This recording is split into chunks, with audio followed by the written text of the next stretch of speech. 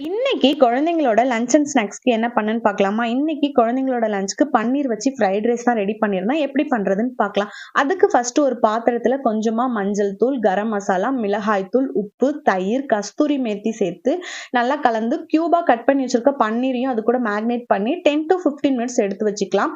அப்படியே side by side caramel makhana தான் ready பண்ணியிருந்தேன். அதுக்கு ஃபர்ஸ்ட் மக்கானாவை ட்ரை ரோஸ்ட் பண்ணி எடுத்து வச்சுக்கலாம்.